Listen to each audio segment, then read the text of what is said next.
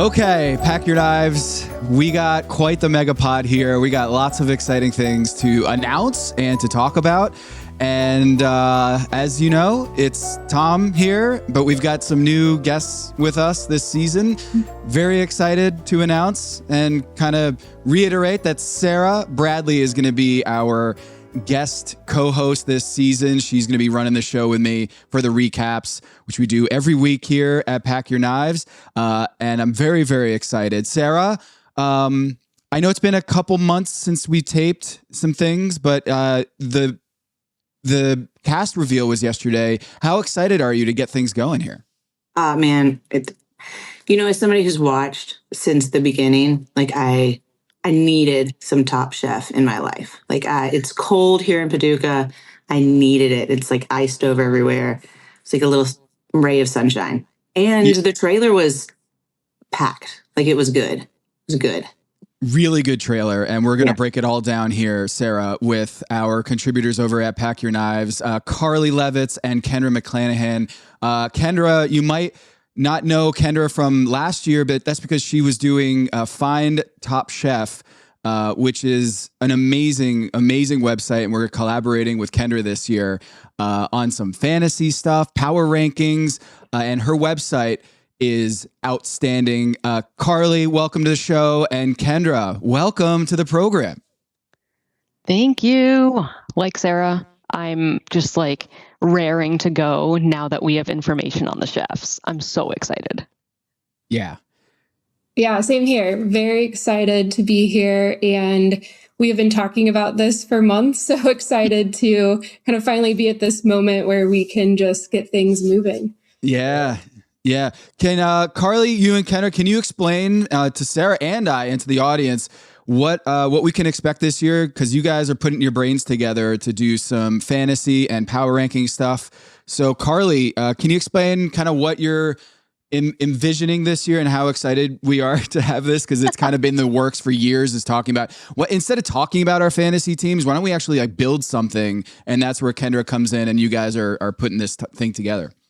Absolutely.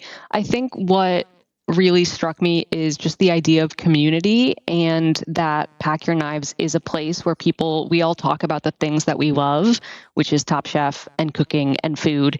And there aren't, like, not everyone has friend groups where you can talk about these things. And so I'm really excited to be working with Kendra on the fantasy leagues and the power rankings. So the fantasy leagues, it's going to be where you can create your own league with your friends, or we're also going to create ones where it's like Pack Your Knives teams. If, like I said, if you don't have anyone to talk about it with.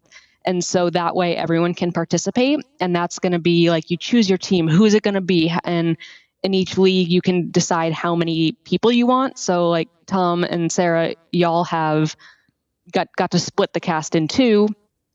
But for people who have 4 or 5 people in their league, it's going to be, 2 or 3 chefs. Mm-hmm. And then the power rankings, I think, will be a really fun weekly game where instead of trying to guess the one person who's going to win and the one person who's going home, then you rank everyone based on what you think the likelihood is of being at the top to being at the bottom. Yeah. So then you can get points. So then... Wait, why is Sara shaking her head right now? Where has this been all my life? Like, this is what, if only I could participate.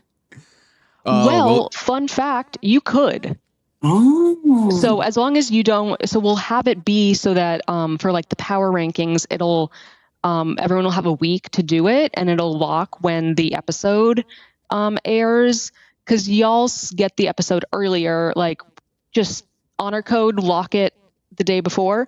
And I think what's cool about both of them is that like you can sort of pick and choose, like you can do every week, or you can do just a select. And our plan is to, at the end, compare everyone who had done all the weeks, compare people who had just done some of the weeks, and really, create a community.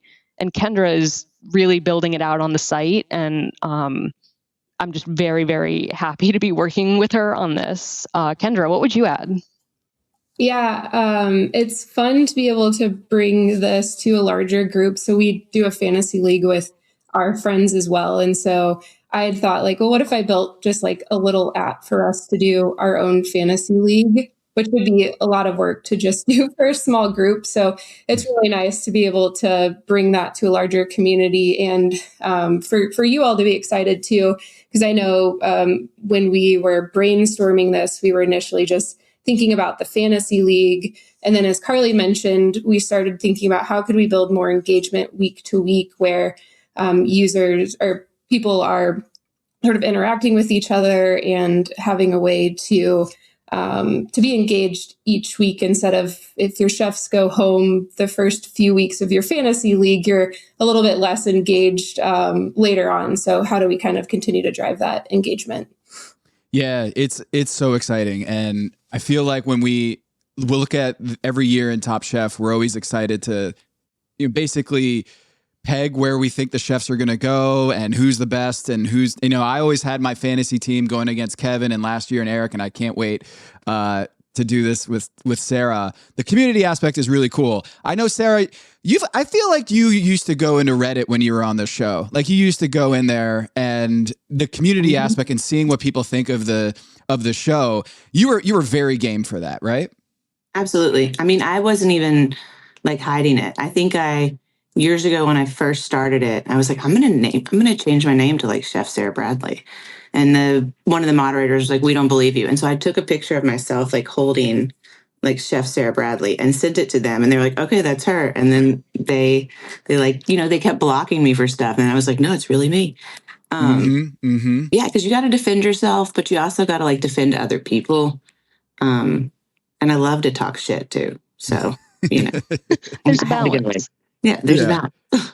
Well, so here's where we do a little bit of a reveal, is that Sara and I have already drafted the contestants. And you guys are going to hear, not in this episode, but shortly down the road, we will publish that. We will post that. So we did a blind draft. We didn't watch a single episode, obviously. And we, for the first time in Pack Your Knives history, we did a blind draft where we got the contestant list and we were able to, just based off of their bios and based off of our sleuthing on Instagram and who they know and what kind of backgrounds they have, we did a draft without watching a single episode. And Sara, I felt like that was thrilling in a weird way, not having any video or we typically watch the first episode and draft. This was really, really fun. I enjoyed it so much more because I would always listen to y'all's draft. But when we started talking about it, like Top Chef really, like, they already know what's going on in episode 1. And so, like, are they leading you a certain way? So just to kind of be as like blind, set the control, we decided to do it. And honestly, we were both really hoping that they would. I mean, he was going to be in Charlotte, so we thought he might, get invited to something. So we wanted to get it all done before anybody went anywhere. So yeah. So we will get that out soon. But now that we have the contestant list, Carly was so excited. She wrote up that post for packyourknives.com. Subscribe to our Substack to get all of our awesome analysis on the site. And access to everything that we have in the archives. Carly's been doing such amazing work over there. And one of the posts, Carly, was predicting the cast announcement and the premiere date. And I heard that it was going to be around this time, this week, but I didn't know the exact date. And so I was just sitting there like, what if Carly's right that it's actually January 29th, the reveal date? And sure enough, it happened on Thursday. Kristen did a social media. Kristen Kish did a social media post about like it. Big things are happening soon. Very cryptic. What was your reaction when you saw that, knowing that you had predicted January 29th as the reveal date? Well, funnily enough, I had forgotten that I did January 29th, and I actually thought that I did the 28th, and I hadn't yet seen Kristen's thing on Instagram, and so I on Instagram like reposted the survey being like, okay, like I messed up. Like, what do you think is going to happen now? Like, we don't have it. But then I had it, and I was really stoked. I was like, yes. And I was basing it on the data and an average of like time between premiere date and the cast announcement. And it was all predicated on when I thought the premiere date was going to be. So the fact that it's now on Monday nights, that was kind of an extra shocker because like I said, it was predicated on when I thought the premiere was. So yeah, it's gonna be different having it on a Monday night, but I think that'll be fine. And there were some folks, some Pack Your Knives readers who were also, I guess one other person, Lisa F, was able to predict it as well. Wow. Shouts to Lisa. Kendra, I was thinking, have you already updated Find? So it's find-topchef.com. It's an amazing site. It's something, the restaurant guide with the maps, Sarah. It's something I feel like Top Chef, the fans have been clamoring for years, that if you fly into a city, you want to know, hey, is there a Top Chef restaurant in this city? Kendra has not only put those restaurants together, but it's a beautiful site. It's very intuitive. You've got search function, filter function. You can rate the restaurants and leave a review of the restaurants. And the photos are beautiful. Like I was just doing this on an NBA show yesterday where the NBA All-Star Game's in LA.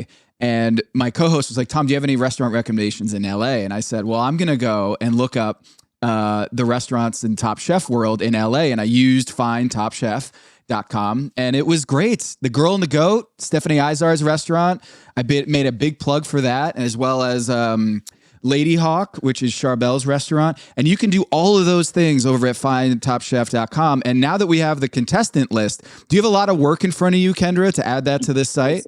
Yeah. First of all, thank you for the compliments. It was a lot of work to build the site. It was even more work to research all of the restaurants. And I handpicked every single photo on there to ensure that it looked really nice. So I appreciate that. That's something that you noticed and appreciated. So yes, I did start researching the restaurants last night. I'm probably about halfway through. And it's always interesting because you have a mix of chefs that have like hospitality groups. So they have several restaurants, but then you also have some that have catering events or are private chefs. And so trying to make a decision on, do I track that as well, or do we just put the restaurants in there for now? So lots to do to get all of that finalized, but it's close. So I'm hoping to have that pushed out tomorrow so everyone can kind of track and see all the restaurants. Yeah, and help us out because as Sarah can probably tell you, restaurant changes, and who's behind the restaurant changes, and who's the chef, and who's a partner in the restaurant, all changes very quickly. And so if you notice something in your neighborhood, like, hey, in Charlotte, the chef is now opening up another restaurant, we're crowdsourcing this too. So big help on that front. So let's jump into this. We got the contestant list. We got the trailer. I live in Charlotte, so I was able to see some of the things and took some notes down, but I wanted to hear, Sarah, first, what your reaction was to the trailer, because you already said it was awesome. And I think I might have, I texted you, like, I think the trailer is great this year. And there's a lot of drama. There's some things that I'll point out about the Charlotte stuff, just because I live here. But Sarah, what are your first thoughts about the trailer that we got? Okay, so I'm just going to say this much. I am so excited that there are like map girls and statistic girls here, because that's literally like two of my favorite things. But I made I have like a list. I'm a list maker. And so I kind of like went through and wrote down all the big highlights of it. And I made some stats on like how many people got their little one-liners in and all that stuff. So like, yes, Harley, it's serious. It's serious. I love you. It's a serious problem.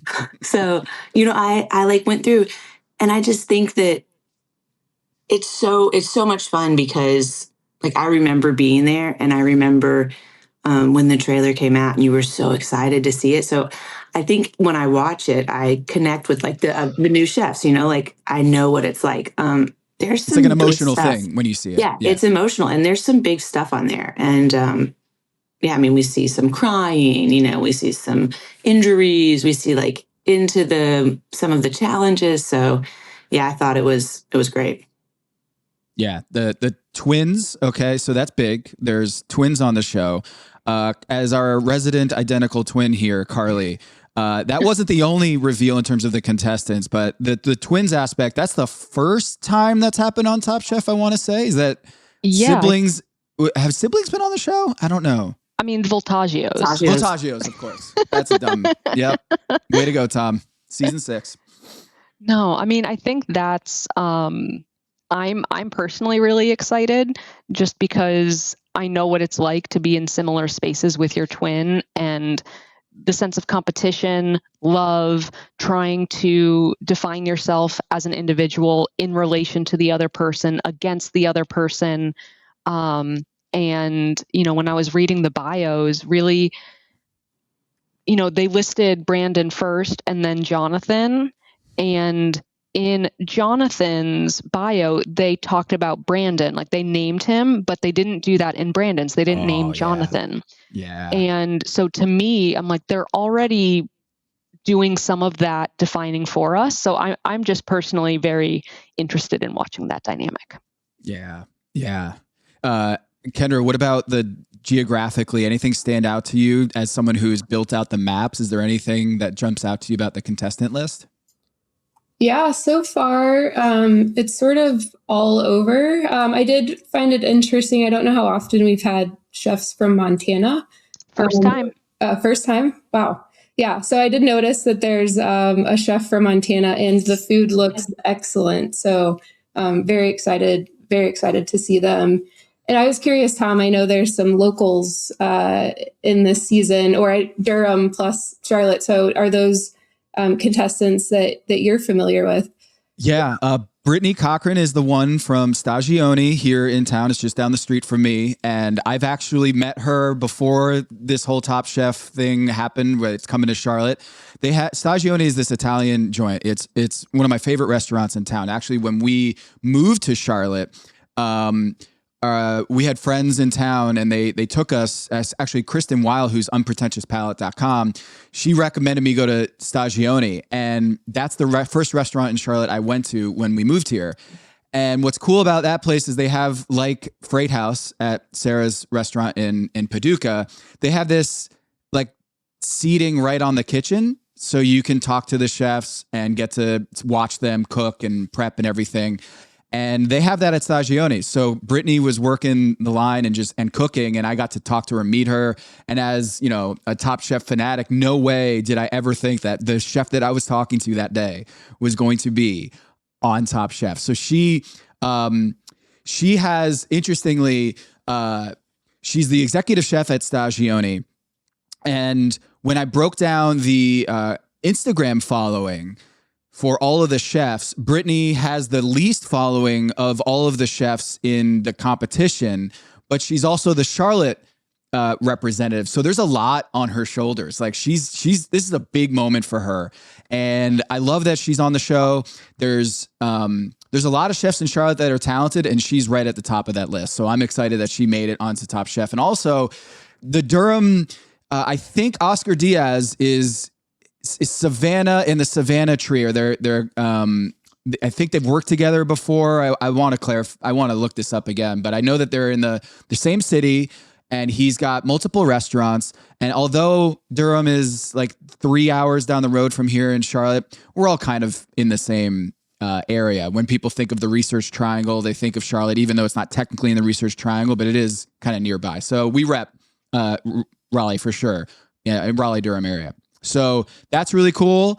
And we knew that there was going to be at least one chef from Charlotte. We just didn't know who it was. And I'm excited for Brittany. But man, there's not only the local chef, but there's, a couple from North Carolina. And Sarah, when you were repping for Kentucky, can you explain what Brittany's going through when you get, selected for Top Chef? There's a lot of emotions, and it feels like you're repping the city, but also you have your own just pressure internally that you have to like show out for yourself. Yeah, I think for me, so we had we had Caitlin Clark, who was not Clark at the time, but she, she was from Cincinnati, but that is essentially Kentucky. She's right there. She was right there. And then me. And so I do think I had some extra pressure, but I think it was because I just wanted people I wanted them to like feel the hospitality of Kentucky. And I wanted them to like not think that everyone was like this, I hate to say it, like this silly, uneducated, the bad rap that Kentucky gets. And so I wanted that. But also, I've said before, my mother told me it was my civic duty to go on Top Chef. So, I was like, there's an added pressure to it. And then I'll tell you what, the biggest pressure on Top Chef is to not go home first. That is the ultimate, before anything else starts, that's all you can think about. So like it's a lot. But at the first episode, no one's thinking about anything else except just don't go home first. Yeah. You're not thinking about being Kentucky or being Charlotte or anything. So well, on that note, we have a little detail in the press release here. I think I'm revealing this to you guys for the first time. So in the press release that we got for Top Chef, we just got this from the Bravo folks. This year is going to be Last Chance Kitchen per usual, except for the fact that Last Chance Kitchen isn't starting until the third episode. So the first two eliminations are going to be out, period. And so Last Chance Kitchen, we had that weird one a few years back where the guy from San Francisco got eliminated, but we didn't quite know if there was a Last Chance Kitchen or not. And they just kind of like ignored that whole storyline. And then they dropped the Last Chance Kitchen in. But it says this season, the stakes are at an all-time high when LCK starts with the third eliminated chef, leaving the first two eliminated chefs out of the competition. With only one chef able to rejoin the competition, there's no margin for error. Presented by the Active Cash credit card from Wells Fargo. Each episodes will be available on Peacock or wherever you stream Bravo's Top Chef.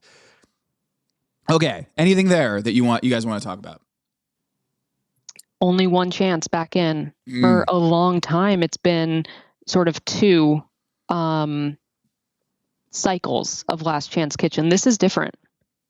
I'm already thinking about how I need to organize the data differently, and because you can't compare then. It's different. Sarah, you seem like you have things to say. Well, I was thinking I'm going to ask Carly if she'll let us know how many of the first or second eliminated chefs like actually make it that far back into it. Like, are they going home because it's like, are we just, saving the, I mean, yes, we love the entertainment of it, but are we saving the time? Are we saving the money? Like if number one and number two are never really getting back in there, like, should we just, skip them? I'm wondering if that was like the thought process kind of behind it. Right. They're effectively eliminated was what you're saying. Yeah. Right. Like why? And you don't really have much of an emotional connection to them. Like I didn't really get to know them. And then, I want to see people like I always want to root for somebody. And so like, if they're there for one episode and then it's hard to root for them to get back in, Yeah. It's, that's notable here that also when you're watching it, there's plenty of drama. We've got a couple on the show. So I would love to see if they both got eliminated and they have to face each other in Last Chance Kitchen head to head, which would be, that'd be sinister. That'd be crazy. But that I feel like is the first time we've ever had partners on the show. Right, Sarah? Second? Oh, second. You're right. Carly, you got, what is it? Zoe and Jennifer. Mm-hmm. Season 4, Chicago. How did that play out? I think they were both sort of middling. I think Jennifer maybe got a little closer to the finale. Maybe I'm trying to remember 6, 7, 8, maybe. But I watched the trailer a couple of times, but wasn't able to like fully connect people's faces with the bios and stuff. But it seemed like the injury was to the Jennifer in this season. And then we see Kristen maybe crying with Justin, the husband. But I may be mixing up people's faces and names. But I was like, is that how it ends with the couple? Is like one of them gets injured? And so I was wondering if that's when you were watching the trailer, if you were able to suss out who was the one who was injured. I think it's her. I think that I agree with you. I think because they show a picture of them like kissing, and then also I'm on the internet, sleuthing, and it looks like they're the couple. Like it shows pictures of them at their restaurant, and it looks like them, but it looks like her. I couldn't really tell that she was crying with anyone. I just thought she was crying. the husband crying with Kristen. Oh. Mm. And Kristen saying like, don't you cry, I'll cry. But they're both kind of crying and they're like leaning up against something. Oh man. That's going to be crazy on the show. Yeah. At least, well, I don't know. Would it be harder to watch? Because in a way, having your partner still on the show is like, all right, one of us is going to still be here. So, okay. Rather than if he or she were eliminated already, then they'd be like, I'm just going back to my hubby, like, I don't know how that would play out. Sarah, how do you see a couple happening on the show? Like, how do you see the dynamics changing? And I feel like, I don't know if you're revealing anything, but there was never really like, I don't know, people hooking up on the show at the time that we didn't know about on your air, and whether that like played into the dynamics when you're competing on the show. Yeah, there's no hooking up on our seasons. My Kentucky season does have the first Top Chef baby, Caitlin and Brian after the show ended up getting together, and years later they had a baby. They're so nice. Shouts to Young Buck. Yep. Mm-hmm. Yeah, I think that, a couple of things. So I hate to bring up another show, but we just did Tournament of Champions, and we did like the holiday, and you had to come with somebody to compete. Brian and Michael Valtaggio wiped the floor with everyone. They have been cooking together for years. They knew what each other were going to do without even having to discuss it. So I'm thinking, like, number one, did the twins have that advantage? And as the one, like, we can kind of see them as a couple, right? Like, did they have that advantage? Are they always picking each other for team challenges, or do they not want to? And then the couple, I'll tell you what, if my husband wasn't like, I'm so proud, you keep going, you keep pushing. If he was like, I'd be like, why am I married to you? Austin is my biggest cheerleader. So I think that you will see them like really being supportive of each other. I hope so. Are they married, or are they just a couple? I believe they're married, but married. Yeah, they better be rooting for each other in that match.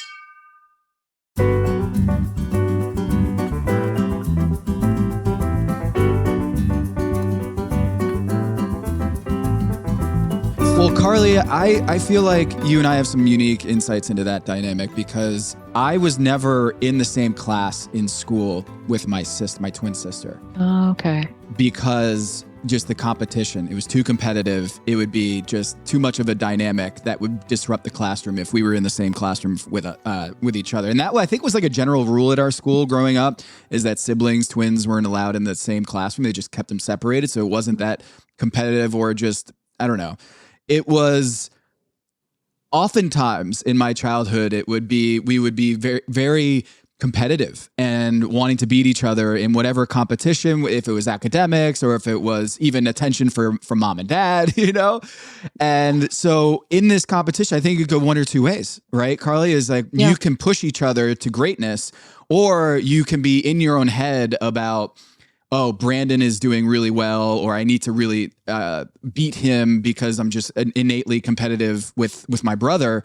I feel like it could go a variety of directions, right, Carly? I don't know if you had a similar experience as me, where like even in the school system, they kept us separated because they knew it'd be competitive. Yeah, they didn't do that for us. We were in a lot of the same classes. I think, Sarah, what you just said about, are the twins going to pick each other? What's interesting is that they live almost fully across the country from each other, Montana to Virginia. And so maybe they don't have that much experience cooking together. Something that I experienced when I moved out to Seattle, my twin moved out at the same time too, but we went to separate colleges. And then when we moved to the same city, trying to figure out how to be each other's sisters and friends and interact like when we're in the same spaces. So I'm also curious if they will be trying to figure that out in the early episodes if they haven't spent that much time together as adults. Who's to say? From the competition aspect, the fact that one of the twins, Brandon, has a James Beard semifinalist accolade and Jonathan doesn't, that makes me root for Jonathan. Just going to say that. And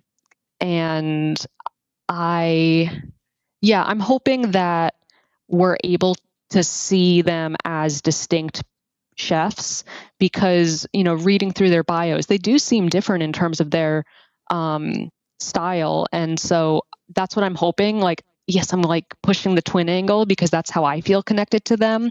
But I really want to see them as individuals, and I'm excited for that. Project Runway has done 2 seasons where they had twins, and it has not fared well for the for the twins or for the show. It's really weird, but they've done 2. I can remember 2 seasons. So I feel like Bravo loves to drop a twin in there, but it's probably hard to find 2 chef twins that want to enter this realm. I do think these guys are very different. And one of them, Tom, has close to 1 million followers over all social media. Which one is it? I can't remember. It's Brandon has, as of prior to the cast announcement, was 66,000. No, 90. It went up to 90, didn't it, Tom? Yeah. It went up to 90. And then there's TikTok also. TikTok, he's a one huge of them's star like on 500,000. Yeah. Yeah. Yeah, on TikTok, one of them's like blowing it up.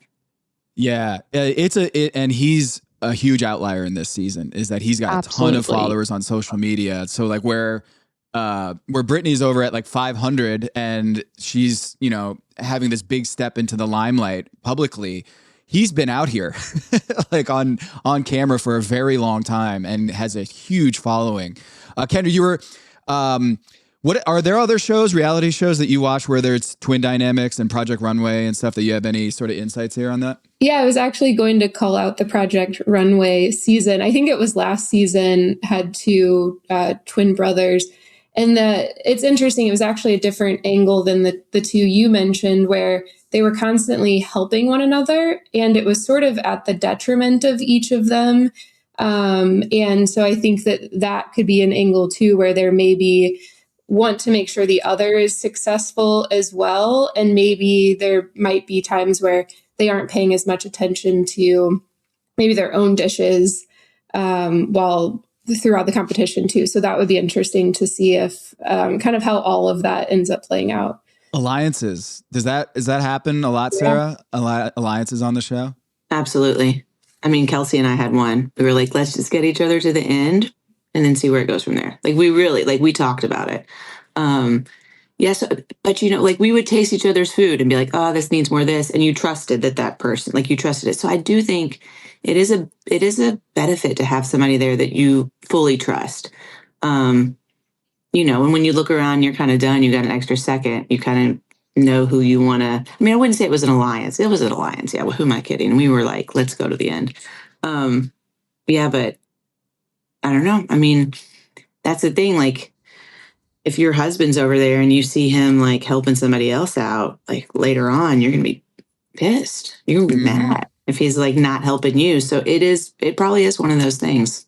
And you're probably looking out, right? As the other chefs, you're just like kind of got your eye on the couple, your eye on the brothers, and you're trying to fend for yourself, but also like, all right, if they're going to link up, I'm going to probably have to create my own alliance over here too. Yep. Yeah. We've got another list of people. Sarah, you're not in the trailer, but as I have the notes here from Bravo, you're on the show this year. Tristan Epps is making an appearance. He was in the trailer, which was really cool to see, the reigning champ on the trailer. Joe Flam, Stephanie Izard, Jamie Lynch, Maylin, Savannah Miller. Shout out to Savannah over in Durham. Ashley Shanti and Michelle Wallace and Shuai Wong. So they're all coming back for some episodes here. So Sarah, you can say you were on this season. You appear on the show. But I don't know when you're on the show, and I don't think we're going to reveal when you're going to be on the show. I don't even know if you know exactly where you're being like aired onto the show. So, yeah. Yeah. I mean, I do make an appearance. It's not. I'm not listed on the judges. They released all the judges. I'm not on there. That's not as cool. But yeah, I do. But that is another reason Tom and I were hoping that we would get some airtime on the show, and so we did we drafted blind. Yeah. So. Yeah, we drafted blind, which was great. So that's another reason why we did that is we wanted to not taint our draft, and we still wanted to partake in the fantasy thing. Sarah and I had a real dilemma. We were like, we want to be part of this year's Top Chef, and it's in Charlotte.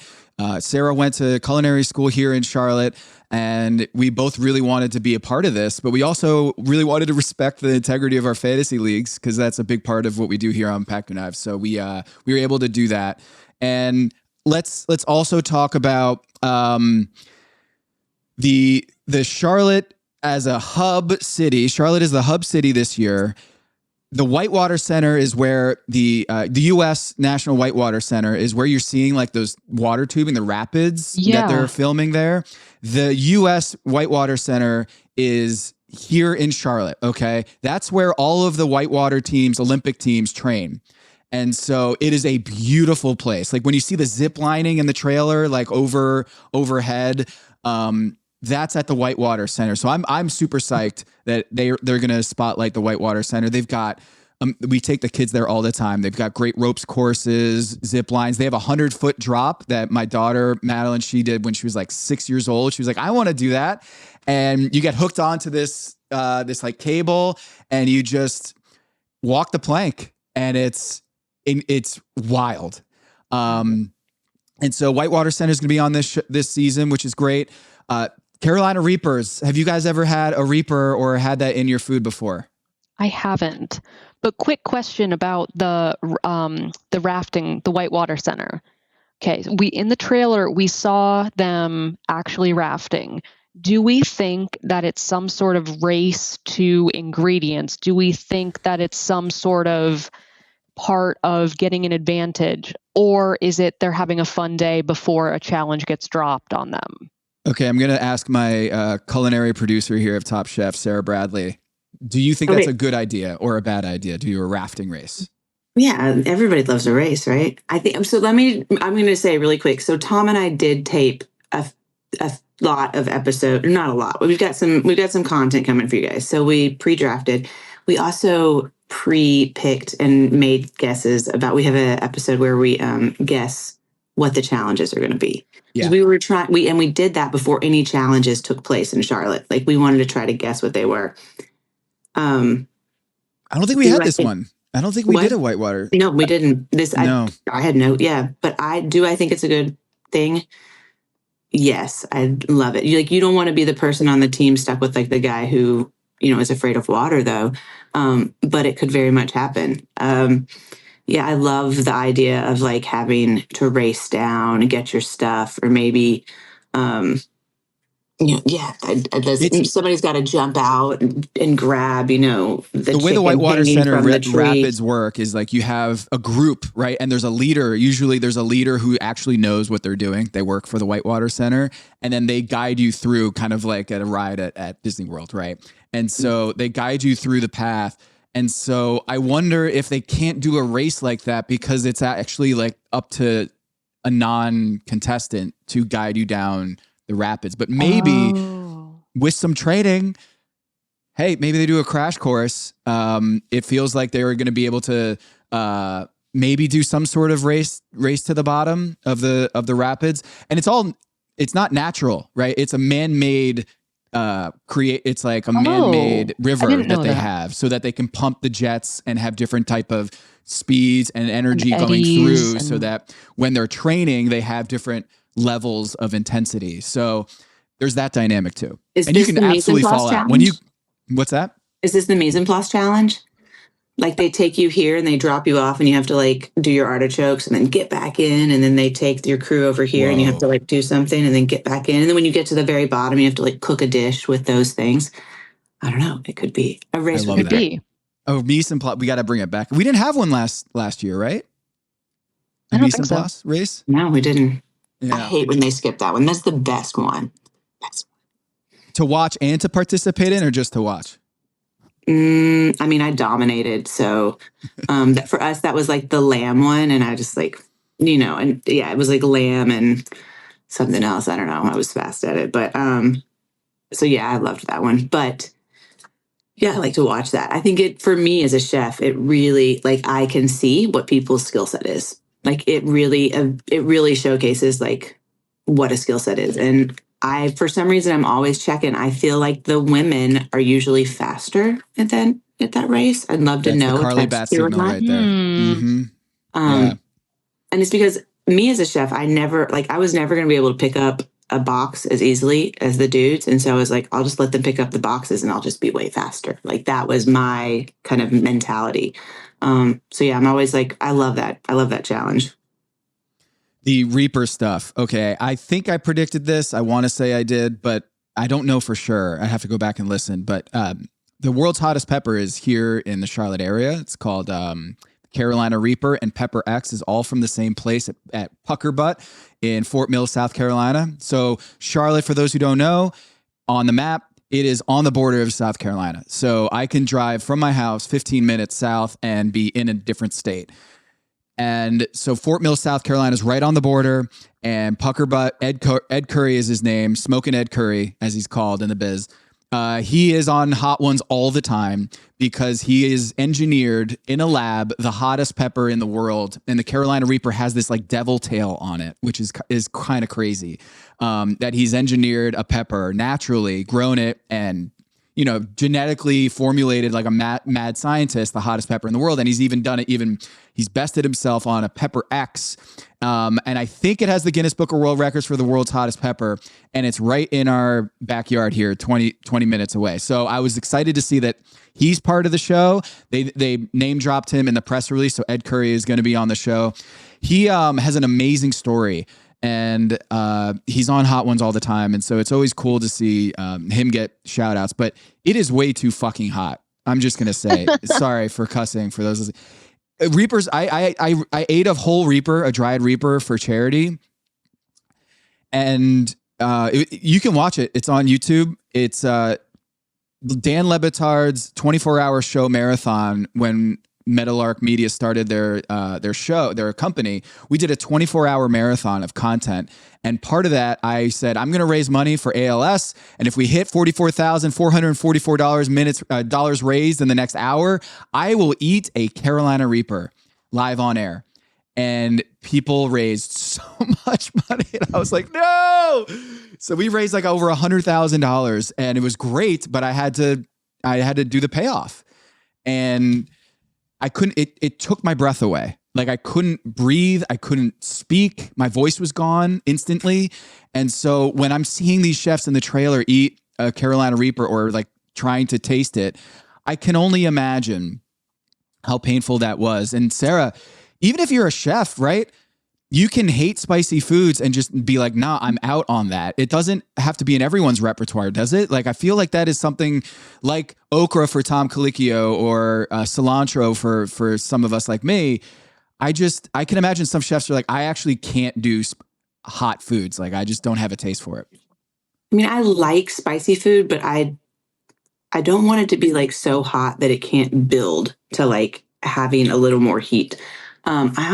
There's no way, I don't think you could pay me. Well, you could probably pay me enough money, but it would be really hard to get me to eat a Carolina Reaper. Like I'm the person when I cut like a Serrano or a jalapeno, I've like got my gloves on and I'm very meticulous. It just blows my palate out. Like I don't want to eat them raw, like while I'm cooking. So that challenge for me would be really hard because also like, how do you get the flavor of a Carolina Reaper without like, blowing out the whole it up? dish. Mm-hmm. And also, if you're the chef and you have to eat like what? I mean, I don't know. What if it's like challenge number 2 or 1 or I don't know. And then you have to eat like 16 dishes of Carolina Reaper. Like you would pray that you got to go first in that one. Yeah. Are you, Carly, Kendra, are you spicy fanatics? No. And I was curious, my husband has grown ghost peppers in the past and made hot sauce out of them. And when he has cooked those in the kitchen, he's had to have like a mask on and like literally the entire house, like you can't breathe in. And so I'm curious if they're cooking with that in the kitchen, how that's going to work as well. I hope we get the like someone in the corner like chugging milk, like right, like that's what we need is like one chef that's like I'm so awesome and he eats the Reaper and then he's like in the corner chugging milk. I did an event with Ed Curry. He explained to me that capsaicin, the thing that makes it spicy, the chemical, the best way to mute it or tame it, there's no like secret. Like once you eat a Reaper, like there's nothing that's going to be able to put out that fire, right? But capsaicin chemically, if you want to tame it a little bit, what you can do is citric acid, for whatever reason, like latches onto the same receptors and dulls the pain of the capsaicin, the spice.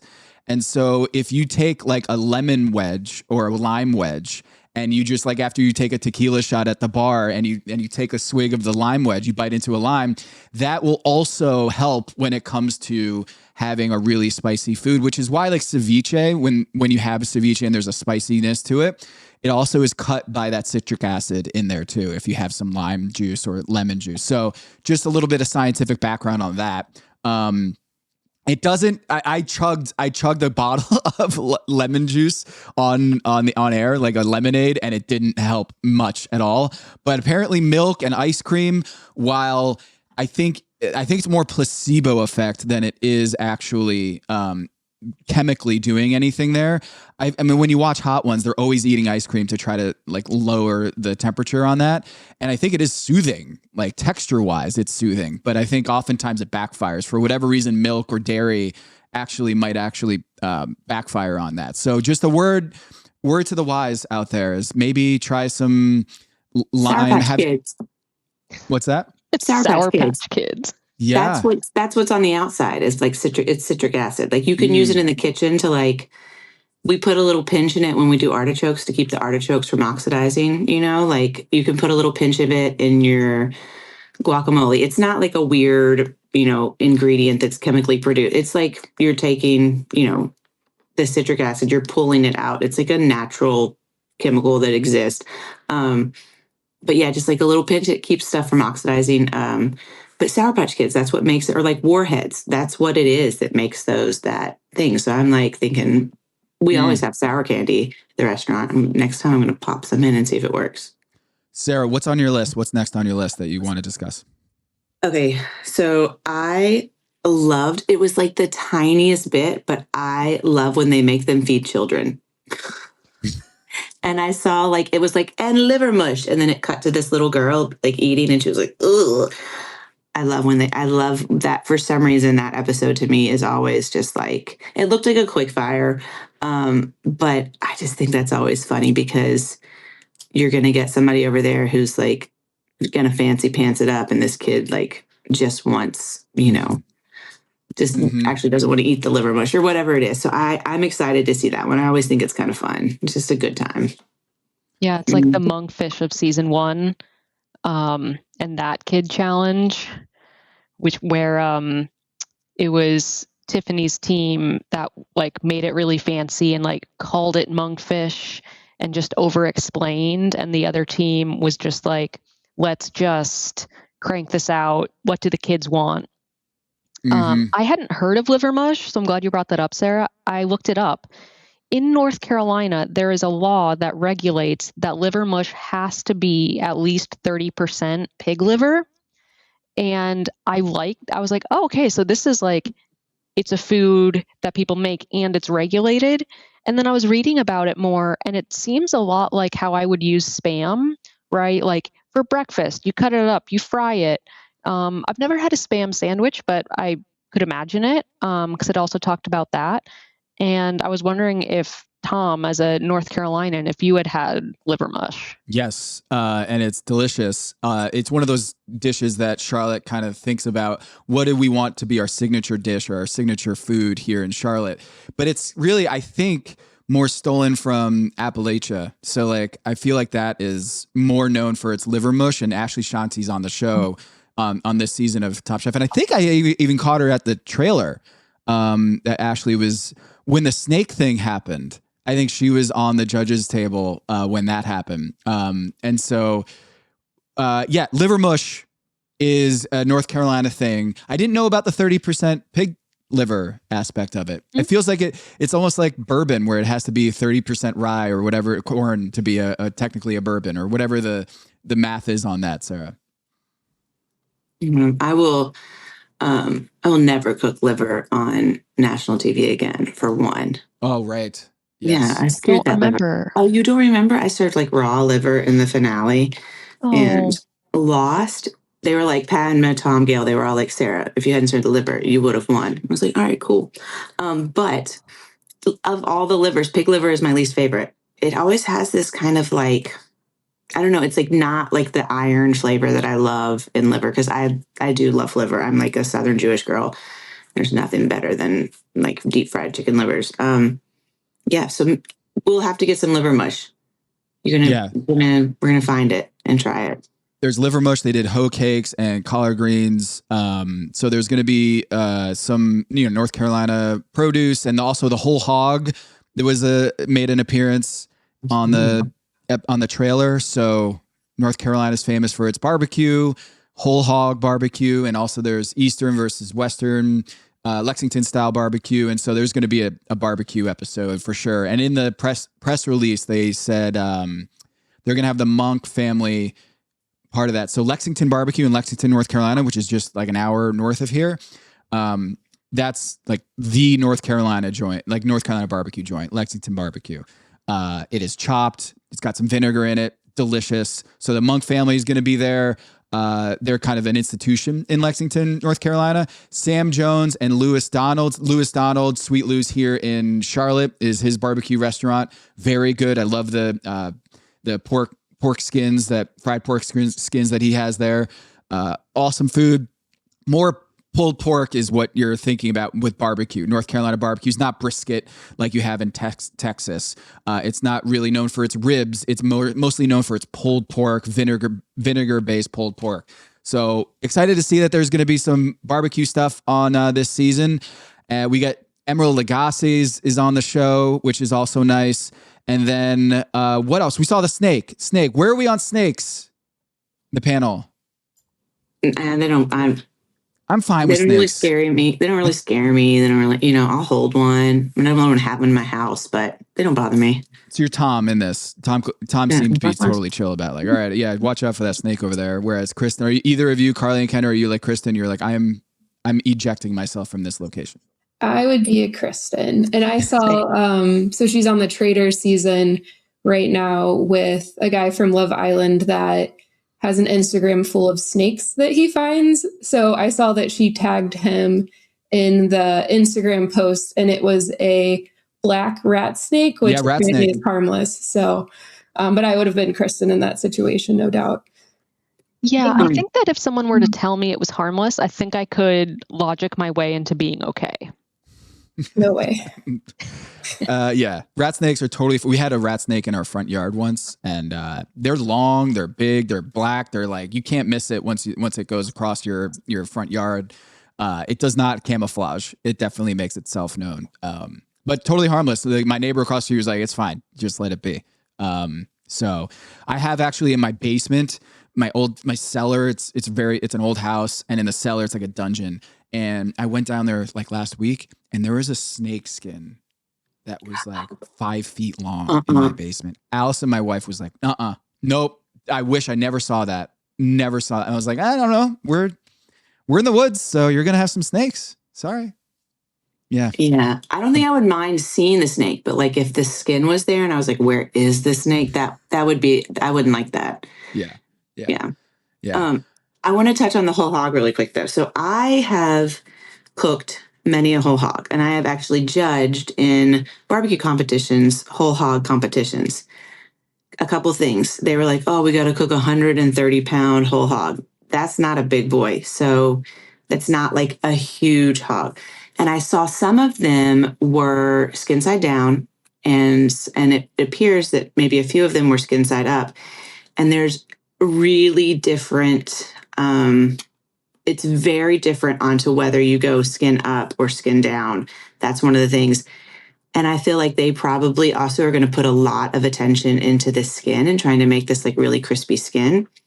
And around here, it's not about the crispy skin. They kind of just peel back the skin, and it's not all about that. It's about the meat.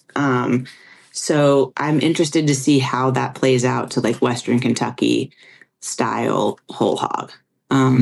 Yeah, those didn't look like enormous pigs, but I'm guessing that's the overnight challenge. where they all got to stay up, and then by the time they're done, they're all pissed off, or they're like we were on ours, which was the houseboat, and we were all hammered.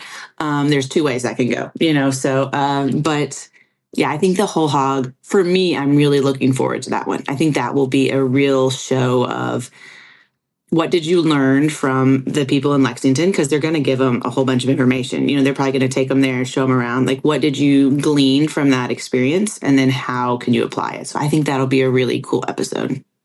Now for that, Sarah, do you want to put your own spin, quote unquote, on it? Or do you want to like take what they teach you and then do your own way? Or do you want to like really pay homage to what they taught you?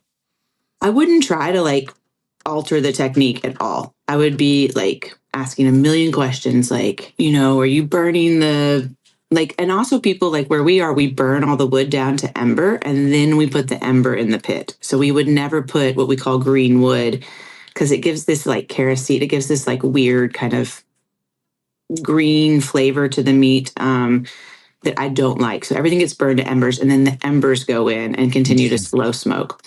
But so no, I wouldn't mess with the technique at all. And then I would probably do like, here's my mustard barbecue, like here's, or maybe here's like, we do like black barbecue around here. It's like this vinegary, Worcestery black pepper thing.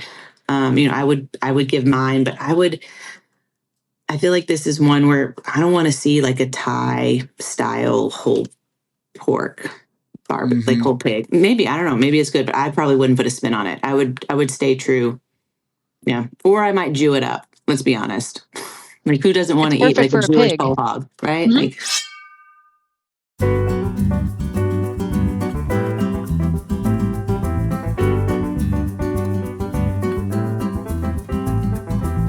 What's next on your list, Sarah? Okay, so here's what I found interesting. You know how everybody gets like a few one-liners, and I remember somewhere, Carly, was that you that did the stats on like how much airtime someone gets in the first episode? Yeah. Okay, so we saw 3 women with the one-liners, and we saw 2 men with little one-liners. So we only saw 5 chefs that got like their clip, like their they're in the interview process later on, and we saw 5 people get it in, 3 women, 2 men. But I didn't see those people that much. I saw a couple of them again in the clips, but some of them I didn't really see. So it was interesting because they were like showcasing those people, but they didn't really show them that much in kind of the back, the running the around. B-roll, so to speak. Yeah, the B-roll. Yeah, the B-roll. So I just thought that was interesting. I don't know if it means anything. I'm sure it does. But have you ever done a trailer and breakdown, Carly? I haven't. And now I'm thinking that like looking at the trailer for past seasons and then comparing that to placement could be interesting. Yeah, I mean, because Sarah, I'm with you. I'm like, does that matter, or is it that they gave them the one-liners and so they didn't want to show them too much, so they showed everyone else more? Yeah, I have not done a trailer analysis. Yeah, I was curious of that too. I did look back at last season's this morning just to sort of see who was highlighted.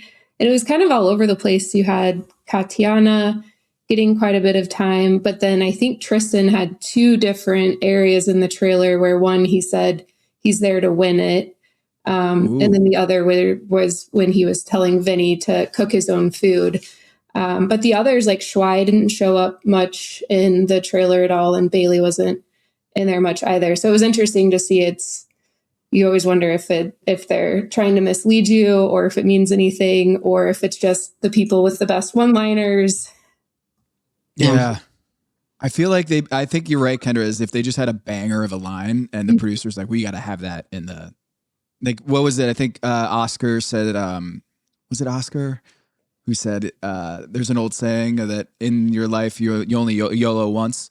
And I was like, oh yeah, I'm sure they're going to use that. When the producers heard him say that, we're going to use that. And then there was, when we do the draft, we'll do a full breakdown of the contestants and their background and their bios and all that stuff. But yeah, I think Carly, you had kind of let me in on some of the research that you've been doing now that the list is out.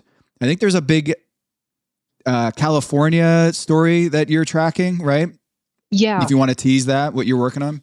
Yeah, for sure. So, but also to the one-liners, it's not like I'm here for Burning Man. I'm not here to find myself.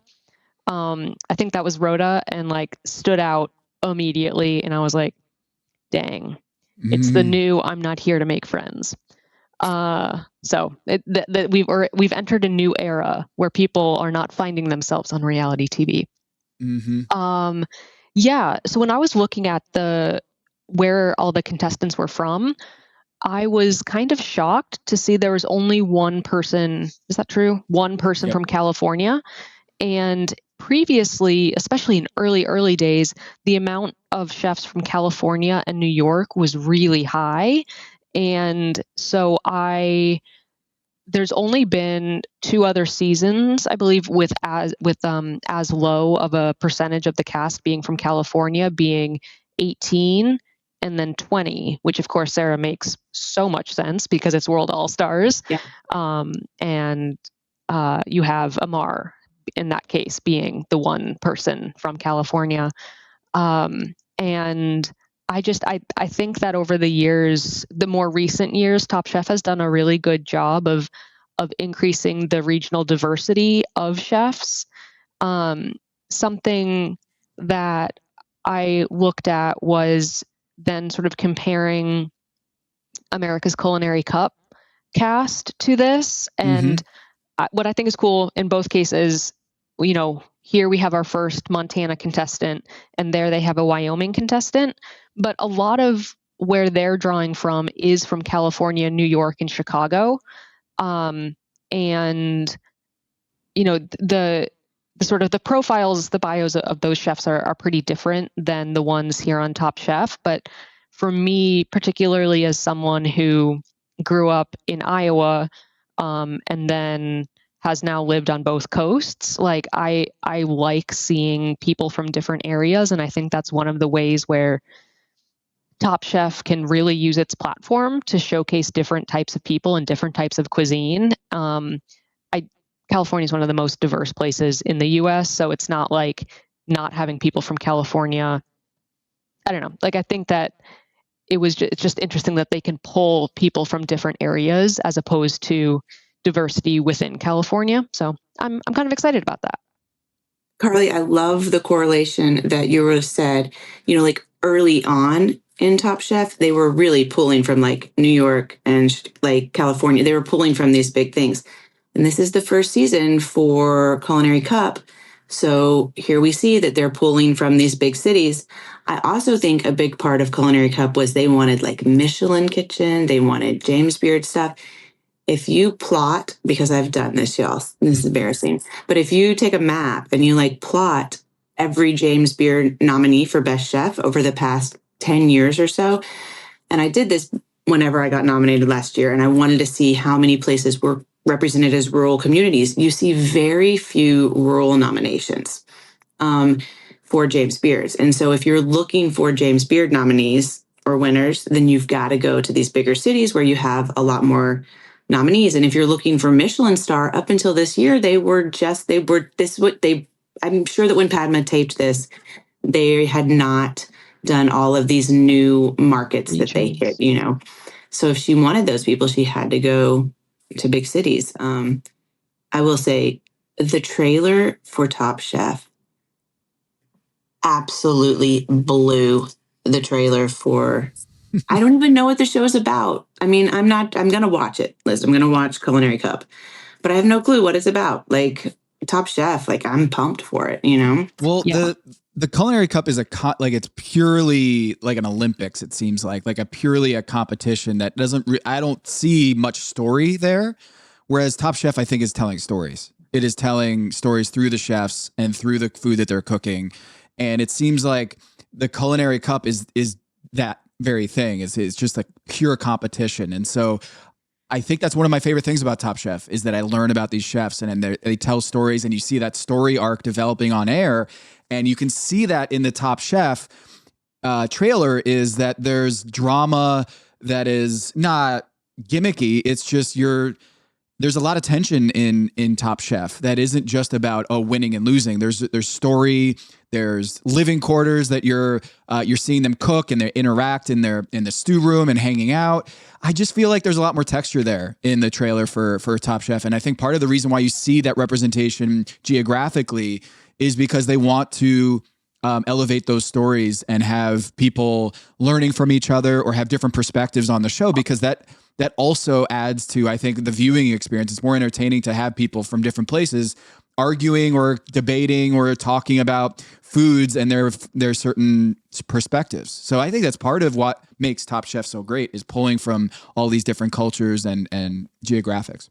Yeah, and I would add that Joe Flam and Adrian Chatham have recently done a couple of great episodes on their pod about representation in these accolades, and I think that that's something that I've been keeping in the back of my mind as well. And so I would just, and Joe Flam's going to be on this season, and Adrian, I believe, is also a twin. So, it all connects back to season 23. Now, what about the James Beard count? Have you done that yet, Carly? Is just the analysis on how many accolades are on this cast versus, because I think, like Sarah said, Culinary Cup has a lot more accolades than James Beard noms. And I ran the numbers on the Instagram followings. They went for much more higher profile people for the Culinary Cup. And maybe that is a function of, hey, if you're getting James Beards and you're getting these accolades, you're probably going to be a little bit more famous. But this group here for Top Chef, it seems like you have Brandon Dearden, who has a huge following, but outside of that, it's not a particularly famous cast, right? Sarah, did you know any of these contestants before you found out about the contestant list? Like, is there anyone that you're like, oh yeah, that's my girl, or that's a chef that worked in my kitchen once? No. I'm trying to think. I didn't really. I mean, every year the list comes out and I know very few people. After you do Top Chef, they always, right before they start casting, they're like, give us your recommendations. I have recommended the same two dudes for years now, and they never put them on there. I don't know why. They would be great. But no, I don't think I knew Brandon from seeing him come across my social media. That was the one that I really was like, oh, I know this guy as soon as his face popped up. But other than that, I do want to hear from Carly about what it is. But in our draft, we do a little talk about what it was that made us pick each other. Yeah. Like, what was it that Tom made people pick Tom? What was it me? And one of my things was like, I totally wrote down all of their accolades and how many other cooking competitions they had done. And that was like a deciding factor in who I chose. Yeah, I definitely need to look at the other cooking competitions, because I think that it just seems like a totally different type of cooking. Yeah. To have that pressure. Like a lot of chopped and beat Bobby Flay, and you see a lot of those things. So, that would be fun, Sarah. Think about this for another episode. What do you think is the best crash course before you go on Top Chef? What is the show that you should do to prep for Top Chef? I'm going to think on it. I'm not going to say it now. Yeah, that's what we call a tease, folks, in the business. I have some thoughts. Like Carly, when we did the draft, I created my big board, and I had some categories that some variables that was jumping up, some indicators for myself. And one of them is like, were you on Chopped before? And you can say it's gimmicky, but I feel like Chopped is a good indicator of how you perform under pressure and your creativity. And being on TV is a different ballgame. You can be really good on Chopped in a Chopped format when the cameras are not on, but as soon as the camera comes on, that might be a different dynamic. So I do think that those shows are important when I'm drafting. What is your history of being on TV competition shows? It's not everything, and a James Beard is not everything, and where you're from is not everything, but all that together, I feel like I had a pretty good idea of who I wanted to draft. So, Kendra, do you have anything that you want to shout out in this trailer or in the contestant list that we haven't hit on yet? I think we hit on a lot of it. The only other thing I noted down is that two of the chefs work for Marcus Samuelson Kitchens.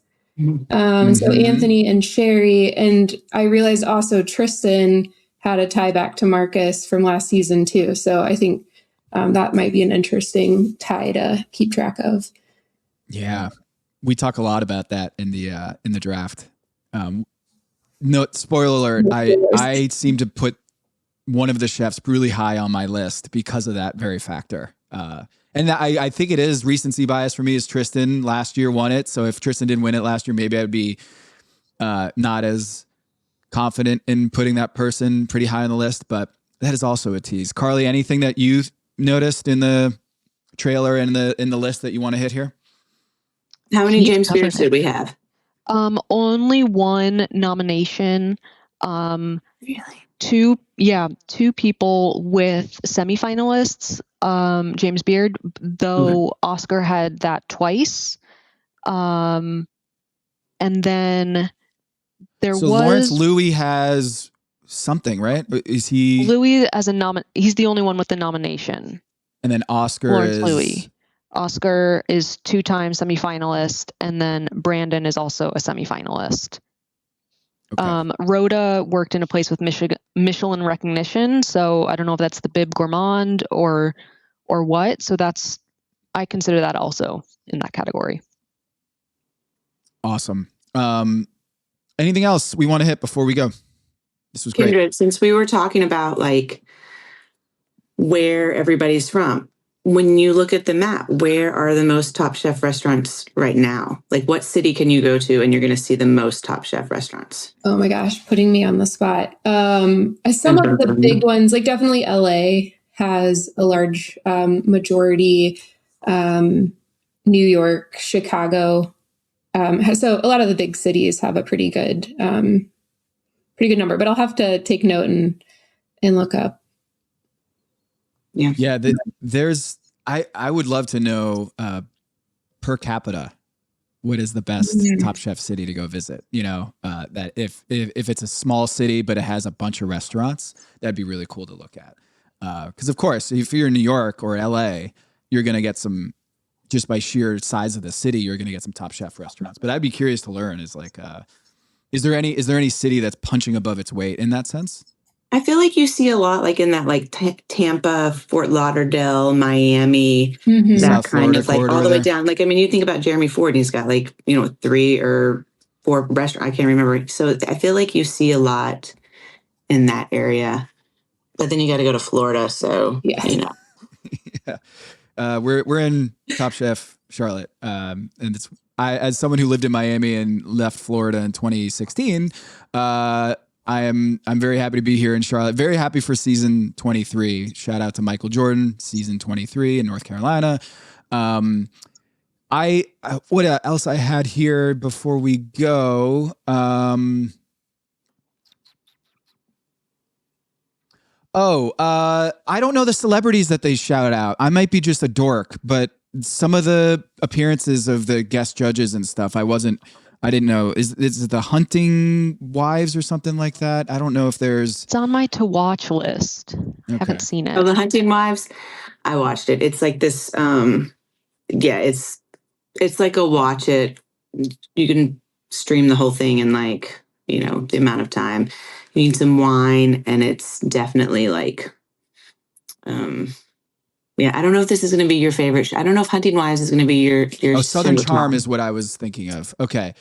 Here's in the press release. It says Charlotte-raised comedian Fortune Famester brings some comic relief by putting the chef's improv skills to the test, while Southern Charmers Madison LaCroix and Craig Conover challenge the chefs to put on their own spin on new Southern comfort dishes. Actress Melissa Benoist, I don't know, pronouncing that, butchering it, I'm sorry, joins a regal celebration in honor of Queen Charlotte's birthday and the 20th anniversary of Top Chef, and Liza Koshy tasks the chefs to think outside the box with their presentation, pushing creativity and competition to new heights. 20th anniversary of Top Chef. Whoa, buried the lead there. That's right. Yeah. It is 20. I guess it is 20 years. It was 2006. It's that? so funny because, like, for me, World All-Stars was just such a milestone, right? But actually 20 years. Wow. I'll tell you, Tom, you're saying you don't know a lot of these people. I'm going to be very honest. 75 to 80% of the time, we would be standing there and they would bring out the judge or they would bring out whoever, and we'd all be like, oh man, oh, it's crazy. None of us knew who they were, not a soul.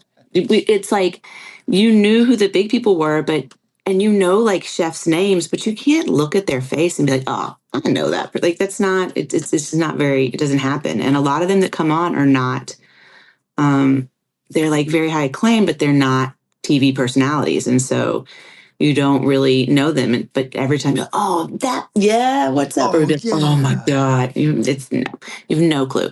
Or at least I had no clue. There were some people who knew who every single person, Buddha knew who every single person was that stood in front of us. Very impressive. And he knew them and he like knew their background. And I'd be like, oh God, where's this guy from? Like, I have no clue I have no clue. Well, that's interesting also because in sports, they're on TV, so you know who the players are and the coaches are. Whereas chefs, if you're reading a cookbook, you might not even know, or that you read about a chef, you might not even know what they look like, right? Yeah. Because, yeah, I mean, yeah. And so you just grin and bear it. And you're like, oh, yeah, this person. You have no clue. And then do they like have to ask you like, hey, did you know this person? Because we need a little bio line so that, oh yeah, this chef, I admire this chef ever since I read her book. Because they always add that to the when the they would like introduced. They would like pause and we'd all like ask the producers, we'd be like, who is this person? And they would tell us, and we'd be like, okay, like because you didn't know, you know. And then do they do like multiple walk-ins just to get the right action shot? Or is it just one walk? Not really. I feel like when the chefs are there, they do it once. But after we leave, I'm pretty sure they stay and like do, they like do some other stuff. They're walking in and they bring them back out, all that stuff. We would walk in a couple different times, but never those people. Like we would have to walk in. Especially on All Stars because Gabri would always like fall or he would break glass or he would slam the door, and it was like it was almost comical by the end of the show. Yeah, so we'd have to walk back in. Yeah, I miss Gabri. Yeah, so good. All right, last notes here. Congrats again, Carly, for nailing the premiere date, announcement date. Kendra, find TopChef.com, find-topchef.com. It's so fun. It's so great. Thank you for building that. And I'm very excited to have you guys working together this year on this fantasy league. We're going to be doing extra pods, bonus pods with Carly and Kendra this year. And I love that we're adding this dynamic to the show, to our coverage of the season, because Sarah and I, we geek out for sure on the show, but there's so many other things that we can cover at Pack Your Knives. And so thanks for doing that. And I can't wait to see the fantasy leagues get spun up. And compare our teams in our draft. So I'm so excited to see how people will be putting their big boards together, their power rankings together compared to Sarah and I. So absolutely. And we'll be opening things up for drafting and that sort of thing a couple weeks out from the premiere. But if you want to now, you can just create an account at find-topchef.com. And then that's already one step you won't have to do. And yeah, we're really excited. Tell you what, you guys, I'm not going to participate in the power rankings and all that stuff. What I will do, and Tom doesn't know that I'm doing this, but I was just thinking about it. This would be fun. The winner, we're going to have a winner, right? Like somebody's going to have the highest score. They come to Freight House and I'll cook them full blown. I'll give you full chef's curated tasting meal. You can sit at the chef's table. I'll hook you up. So whoever that top person is, we'll get you over to Freight House and we'll hook you up. I'll give you the whole Paducah tour. You get like, that's what it is. You gotta, right? Because there's got to be a prize at the end. So the prize is you get to come to Freight House and hang out. So we'll make it happen. Thank you. How cool. Sarah, wow. Prize. Yeah. We have so many people that come and they're like at a table and I'm like, like this is our 4 people and we do our draft and the winner always gets to pick like what restaurant they want to go to and then they'll come eat at Freight House. And so I love that there's going to be a place where you can do it now and you don't have to add all the scores up yourself. That is so cool. Thank you for doing that, Sara. Yeah. And I know this is going to be your first season doing the recap pods. Are you excited or are you nervous? Is it changing how you're going to watch the show, you think? Definitely. So it has been for years. My husband and I have watched it together. And before that, I had a friend I watched it with that was like in the culinary world. But now I get to see the episode before the rest of the world, which makes me so happy. And I was talking to my husband about it and I said, I'm going to have to watch the episode by myself. And he was like, why? And I was like, well, we can't like be watching and then you're pausing because that's what he likes to do. And then we talk about it and then we go back to it. And I said, because there's this whole thing like in the TV world where they tell you to like save it for the camera. Like that's why they don't want you talking like in between stuff. They call it, they have a new name for it now. It's not ice. It was always called ice, but it's not great to tell everybody ice when they want them to quit talking. So Sure. they have a new name backstage for it. I can't remember what it is, but like you got to save it. Like, so if I watch it with him and then I talk it all out with him, like, I don't want number one, him to like, taint or affect my views. And then what am I going to talk about? Then I'm already going to have it talked out. So I told him that he can't watch it with me and then I get to watch it earlier. And he was heartbroken because he's like, I don't get to watch it early. I'm like, no, you don't get to. So, Thoughts and prayers to Austin. Yeah. I feel really bad. I know, but it is going to be different. It's totally changing the way, I don't think it's changing too much the way I interpret it because I've always talked about it like this. But yeah, I'm going to miss, I'm not going to have my contemporary to watch it with. So, but I did tell him he will get to watch it before the rest of America. I just got to tape first. So That's right. Well, hey, this is exciting. I'm super pumped. Kendra, Carly, thanks for joining us on this episode and sharing your brilliant insights and your brilliant brains with the world on all this stuff. So thank you. Very excited about that. And Sara, I can't wait. to get started. This season is coming out March 3rd is the premiere on Peacock. On Peacock, yes, March 3rd. But it's March 9th and every Monday after that on Bravo. So if you want a first release, watch it with us.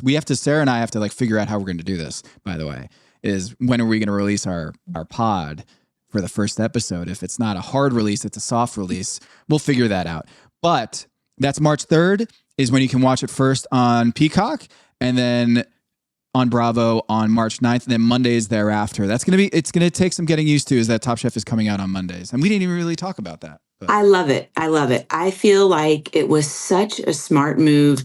Like in our world, Monday is like the industry night, like Monday's the day that all the chefs have off. Monday's the day that like we can sit around and watch TV. It's the slowest night at the restaurant. Like it's the whole thing. It's also going to be easiest for all the chefs that are participating to watch. I just love that they moved it. It feels like a really chefy move to take it to Monday night.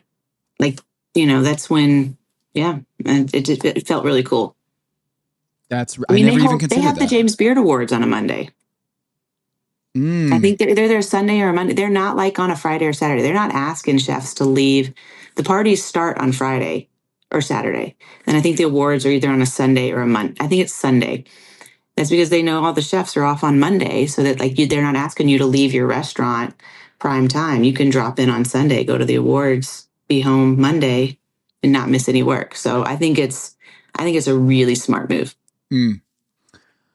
Awesome. It's just another big change, new evolution of Top Chef in season 23, Carolinas. Very excited. Everyone go subscribe to packyourknives.com to get all the great content and can't wait for this season. Kendra, Carly, Sara, thank you so much. And I can't wait to see what you guys got cooking up. And Sara, very excited. You got to come out to Charlotte. We got to do an in-person pod soon. Yeah. Direct flight, Paducah to Charlotte. I'll be on it. Let's go.